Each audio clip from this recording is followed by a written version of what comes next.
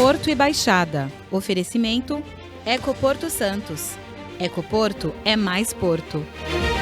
Começa agora o seu programa preferido. Todo sabadão tem Porto e Baixada com histórias, curiosidades e, claro, muitas informações a respeito do maior porto da América Latina. Eu sou o Felipe Fole e tô com você nessa. Bora lá?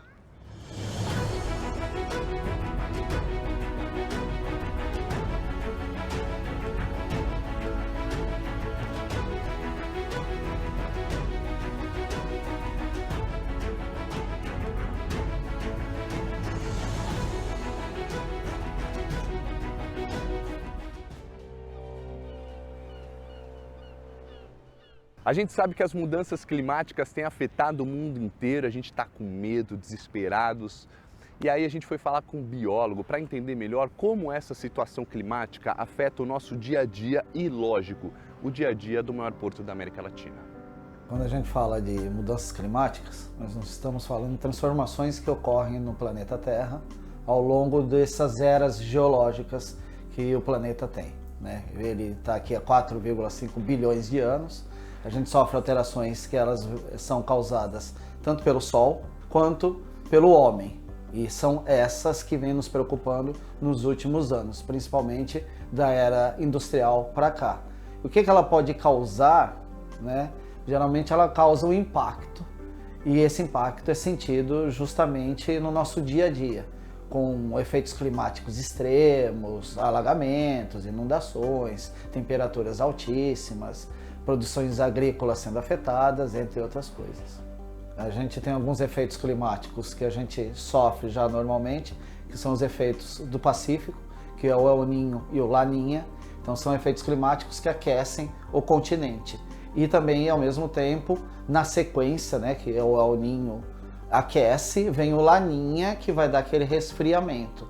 No nosso dia a dia, o aumento da temperatura a gente vem sentindo ao longo dos anos. Se a gente pega do ano 2000 para cá, a temperatura das nossas estações elas estão 1 grau, quase 1,5 graus a mais. Ela vem aumentando, a gente tem alguns gráficos que cientistas vêm publicando e vêm acompanhando nos últimos anos. De 2000 para cá está mais preocupante. A consequência é o quê? Aquece os oceanos. O oceano ele tem que resfriar. Como é que o oceano resfria? Essa umidade que saiu do oceano, ela vem parar no continente. Consequentemente, chuvas, furacões. E a gente já vem sofrendo nos últimos anos essas consequências. A gente teve o sul, agora recentemente. O ano passado a gente teve na região do Barra do Saí, né, efeitos climáticos extremos. Quando a gente fala de mudanças climáticas, a gente tem que entender que o nosso porto hoje, o Porto de Santos, ele recebe grande maioria da sua energia da vila de Itatinga, né? É uma vila que estava restrita, a visitação e tudo mais, vai voltar agora. O porto ele tem essa energia, é uma energia limpa que vem de Itatinga. Aumentou a demanda, agora a concessionária também está disponibilizando mais energia para o Porto de Santos. Então a gente tem que entender que daqui para frente a demanda energética vai ser maior, porque a gente utiliza mais equipamentos. E com o aumento da temperatura, a gente quer ar-condicionado nos ambientes. Não tem como fugir disso, né? Se eu uso ar-condicionado, aumenta a minha demanda de energia, é uma demanda alta. Então a gente tem que começar a pensar nessa questão de demandas de energia. O porto hoje, ele é afetado quando há um aquecimento e tudo mais, principalmente nas marés extremas, movimentação nos oceanos. A gente tem tido de 2000 para cá, segundo alguns gráficos e algumas publicações científicas, o aumento dessas marés. Então, o que acontece? Mais ondulações. Então, afeta a navegabilidade. Então, as ondas, os alagamentos e tudo que aumenta e movimenta a questão oceânica vai afetar o Porto de Santos, mesmo ele estando numa área abrigada. Então, essa questão da navegabilidade, ela é bem afetada com as mudanças climáticas. O Porto de Santos, ele acompanha isso, eu até dei uma conferida ali no site do Porto, eu vi que eles têm 2 publicações falando de mudanças climáticas e falando de resiliência do Porto, de tudo isso que as mudanças climáticas vêm causando, e é bom que as instituições estejam preocupadas, não somente o Porto de Santos, a indústria e toda uma sociedade. Nossa existência já é o impacto, então o que a gente tem que fazer é pensar num futuro melhor, estudar mais as coisas. Eu acho que o principal de tudo é a educação e ter essa questão do meio ambiente no nosso dia a dia. Não é só ficar como plataformas políticas e falácias. A gente tem que pensar nas questões ambientais no dia a dia, porque a gente vai sair para trabalhar de manhã e a nossa rua vai estar alagada, e aí a gente vai culpar o poder público, e às vezes a culpa é nossa, grande maioria das vezes. Então a gente está impactando o planeta e a gente, já que a gente é o problema, nós somos parte da solução.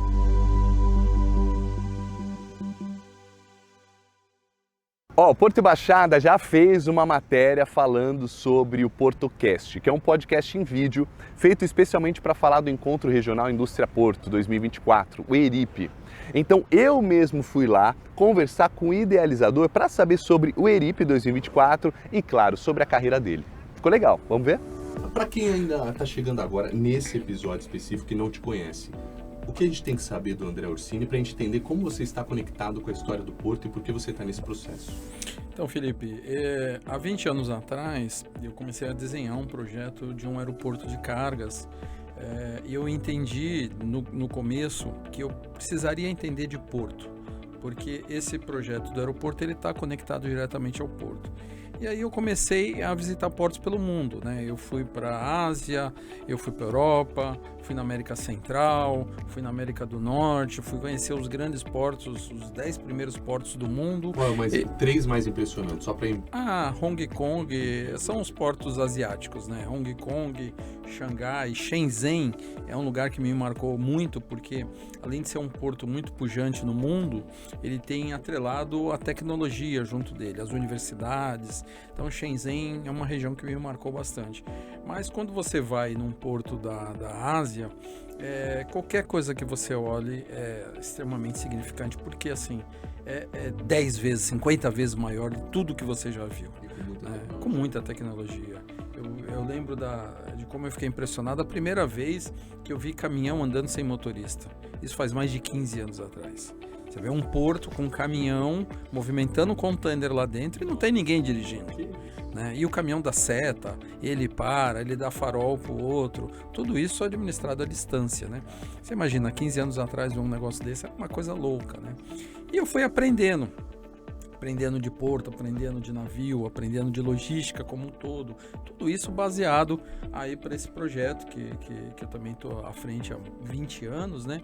E aí, há 3 anos atrás, a gente teve a ideia de montar um projeto de um evento que foi batizado de Encontro Regional Indústria Porto, para a gente falar não só da atividade logística portuária, mas trazer aquele que leva e traz a mercadoria, que é a indústria. A indústria produz, a indústria importa a matéria-prima, a indústria produz, ela exporta material acabado, ou a indústria importa material acabado, né, e usa dentro da sua unidade de fabricação. Então a gente falou, poxa, por que não colocar aquele que leva e traz a carga para dialogar com a classe portuária, com a classe logística como um todo, né? A gente fez aí a abertura oficial nesses dias. O lançamento do projeto. Como foi? O que você chegou ali? Foi do jeito que você esperava, imaginava? E a gente tem em breve o evento oficial. Sim. Ali no Parque Paranaense, inclusive com o vice-presidente da República. Exato, Felipe. Assim, o ERIP, ele não é um evento de um dia, ele é uma programação anual, né? Eu venho já desde janeiro trabalhando nele. O que envolve isso?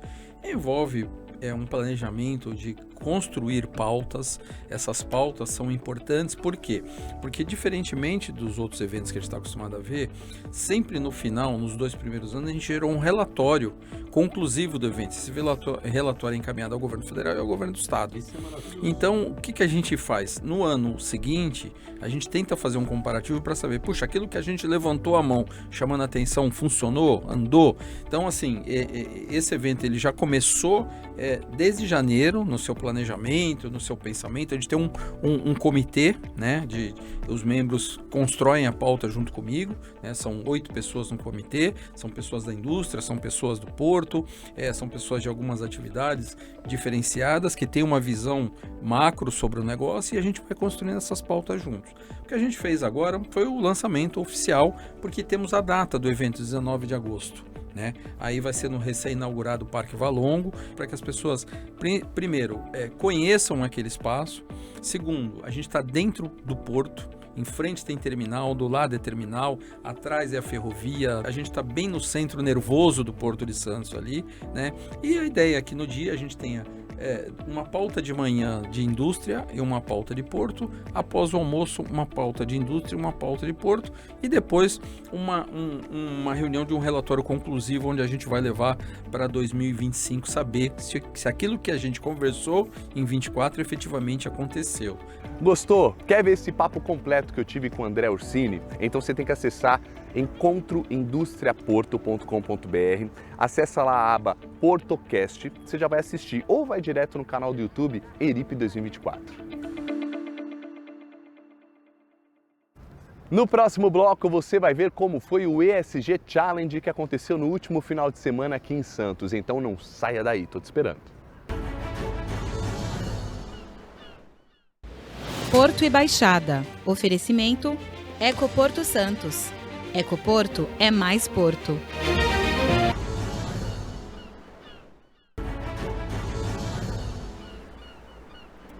O mês de maio trouxe um novo recorde de movimentação de cargas para o Porto de Santos.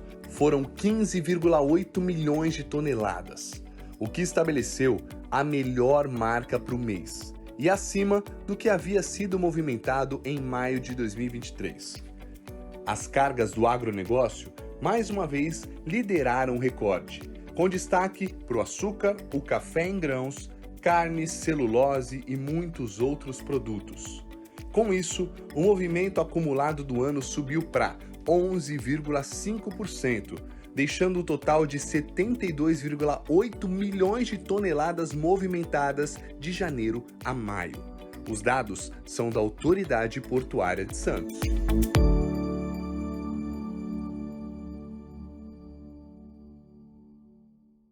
Um grande desafio reuniu profissionais de diversas áreas, universitários e desenvolvedores para criar soluções tecnológicas que integrem práticas sociais, ambientais e de governança das operações portuárias.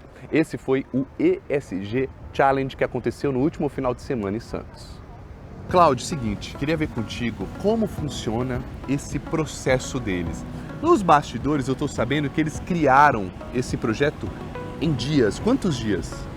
Na verdade, eles entraram no ambiente de imersão no sábado de manhã, foi a apresentação das equipes e a apresentação do que a gente chama de PITs de inovação, né? Que a apresentação dos projetos ocorreu no domingo, ou seja, menos de 48 horas. Menos de 48 horas para se ter uma ideia como essa, revolucionária. Tem um nome para esse termo, para esse tipo de maratona?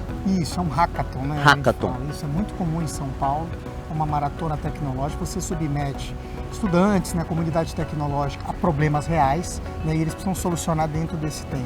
Aqui na Baixada, para ser sincero, a gente não tem muita cultura, tá? Inclusive foi dos riscos que a gente mapeou quando a gente estava concebendo a solução, mas o objetivo é isso, é conectar a comunidade tecnológica com problemas reais e começar a desenvolver essa cultura. Foi uma honra participar como mentora deste projeto, onde o objetivo era contribuir com as informações do ambiente portuário e trazer também um pouco de expectativa nossa sobre como que funciona esse ambiente que às vezes não é de tão conhecimento desses jovens. Então o challenge foi excelente, uma oportunidade para conectar esse ecossistema portuário com o ambiente acadêmico e colocar o jovem como protagonista dessas soluções inovadoras, né, que trará grandes benefícios para o Porto de Santos. Estou aqui com os vencedores do ESG Challenge 2024. Aí, ó, vocês nem estão felizes? Um cheque desse aí, ó, né? Tudo bem, gente? Bom, primeiro eu vou falar com você, Renato. Como é que vocês entraram dentro desse projeto aí, desse desafio? Bom, a equipe, ela teve conhecimento do desafio e a partir daí, eu que sou professor na FATEC, juntamente com os alunos de Ciências de Dados, começamos a ver a oportunidade que era possível participar do evento. Então formamos uma equipe, nos inscrevemos e nós optamos em fazer um projeto na área de gestão de resíduos e o nosso projeto, ele propriamente fala sobre fazer a gestão de resíduos, mas com tecnologia, aplicando inteligência artificial para isso.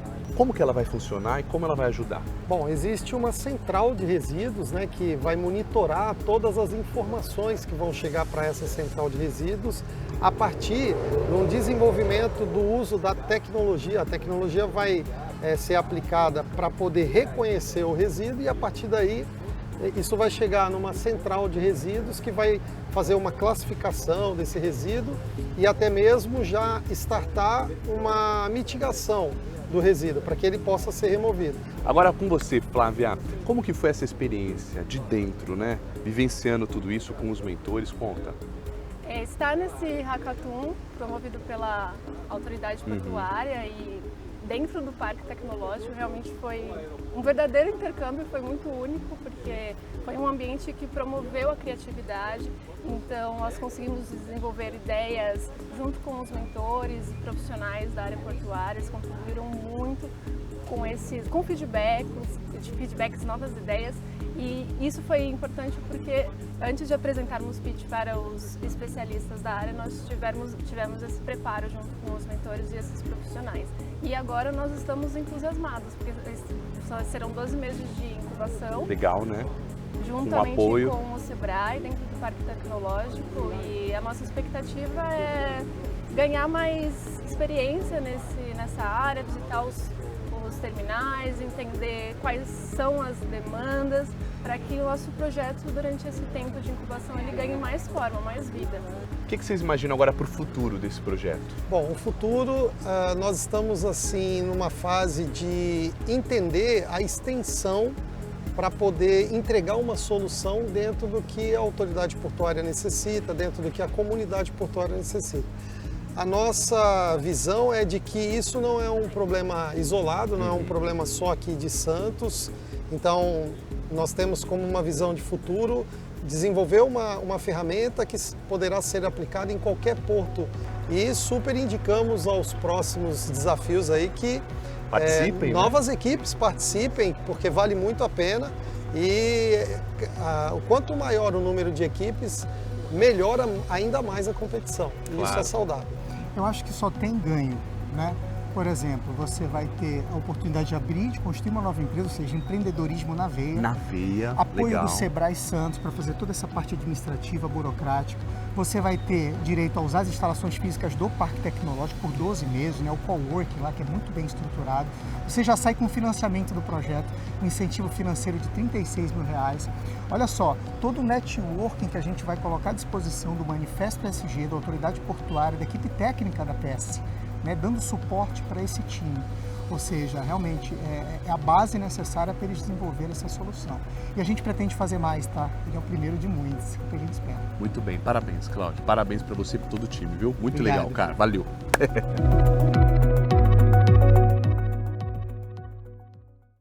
No próximo bloco, você vai conferir os 91 anos da praticagem de Santos. Posso te falar, tá imperdível, hein? Não sai daí.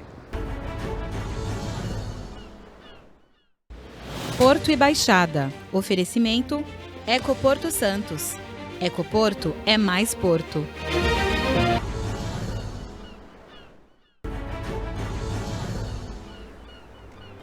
Uma travessia muito mais segura para trabalhadores e moradores do bairro do Estuário, em Santos.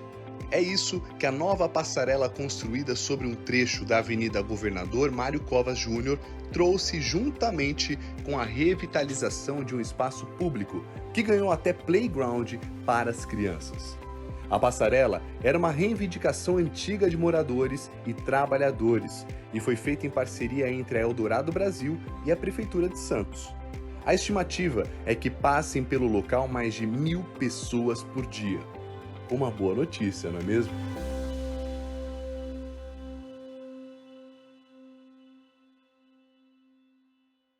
Na semana passada, a praticagem de Santos completou 91 anos de existência. Fala sério, é tempo, né?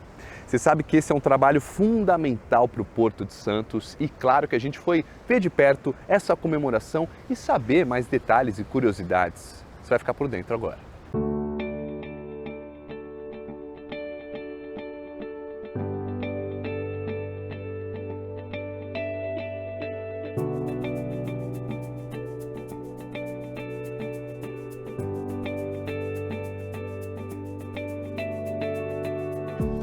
entende, a gente vê aquele barquinho ali passando do lado do navio, você fala, nossa, é o prático, a gente sabe, é famoso, é conhecido, uma profissão valorizada, mas para a gente entender a importância logística da função do prático, se não existir ele, ferrou, danou-se. O homem passa aqui com o navio e sai derrubando tudo, porque não sabe manobrar isso.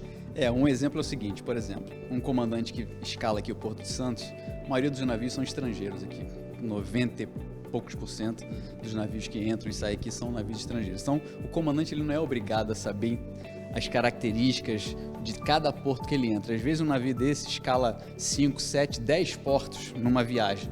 Então imagina se fosse o caso do comandante saber cada detalhe de cada porto que ele vai, ele ia maluco, é quase que humanamente impossível. Então por isso que você tem um profissional dedicado a assessorar o comandante, né? Todo navio que entra aqui, o prático vai a bordo para assessorar o comandante, né? O comandante passa as informações do conhecimento do navio e o prático troca com ele informações do conhecimento local do porto. Então vento, corrente, tráfego do porto, quantos rebocadores, como é que vai ser a amarração, todos os detalhes que ele precisa saber para fazer a manobra aqui no Porto de Santos, é o prático que assessora o comandante. Peraí, então o prático não é ele que assume, ele assessora, ele dá uma consultoria, fala, vai por ali, vai por aqui, deixa eu... Porque quem entende mesmo da embarcação é o comandante. É o comandante, por isso que sempre quando vai a bordo prático, existe, a gente chama de... Master Pilot Exchange, então você tem uma troca de informações entre prático e comandante, justamente para cada um falar, olha, você está agora dentro da minha casa, eu vou te falar como é que é o navio. E o prático fala, você chegou aqui no nosso ambiente, na nossa casa, eu vou te falar como é que é aqui, comandante. Então, mais ou menos isso. E o prático, na verdade, ele assessora o comandante, a responsabilidade é do comandante, né, do navio. Mas o prático está aí para garantir que vai dar uma assessoria de acordo com as regras da autoridade marítima, portuária e com segurança para a manobra. A praticagem de São Paulo, a praticagem geral, particularmente a de São Paulo, ela é que cuida das manobras de entrada, saída, atracação, desatracação e garantindo a segurança e também a produtividade no porto, juntamente com os outros players, né?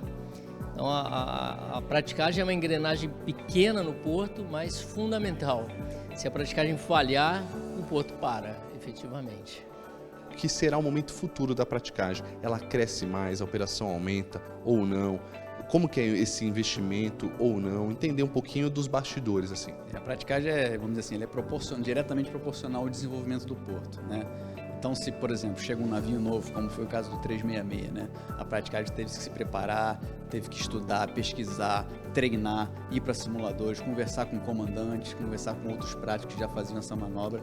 Então, ela é uma engrenagem, é uma das engrenagens que mexe nesse sistema todo chamado Porto de Santos, que, querendo ou não, está diretamente ligado à balança comercial do Brasil, né? Então, assim, é estratégico, é importante. Santos é tão importante aqui para a região, mas para o Brasil também, para o nosso país. Então, a praticagem, tudo que vem relacionado ao desenvolvimento do porto, a praticagem acompanha.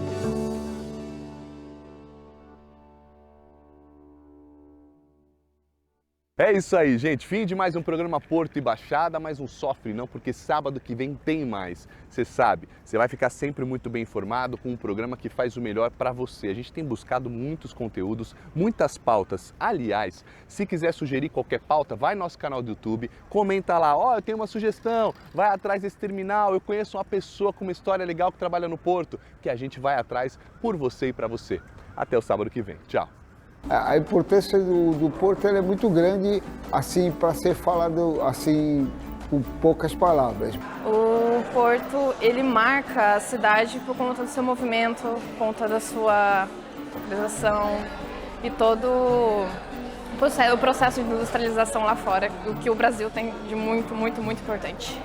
O Porto de Santos me ofereceu oportunidade de crescimento na minha vida pessoal, profissional, e me proporcionou grandes momentos durante esses 9 anos que eu trabalho aqui no Porto de Santos. Só tenho a agradecer ao Porto de Santos. O Porto de Santos para mim é um sonho de criança.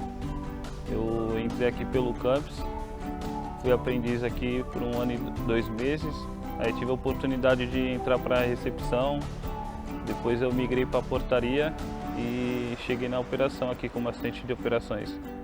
Já estou na companhia há 7 anos aqui. Ela é de uma dimensão não só para Santos, como para o litoral, porque as cidades ao redor também vivem desse dinheiro que é gerado do porto, a riqueza que é o porto e a riqueza que sai dos outros lugares que vem ao porto. O porto, ela é toda a Baixada Santista, porque a Baixada Santista, todo o litoral, não seria nada sem o porto. O porto é que dá emprego, dá estabilidade, pessoas de outra região, turismo. Então, Santos é o porto.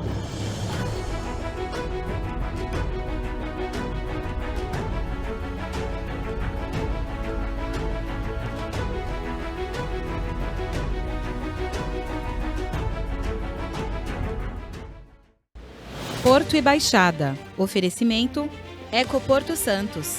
Ecoporto é mais porto.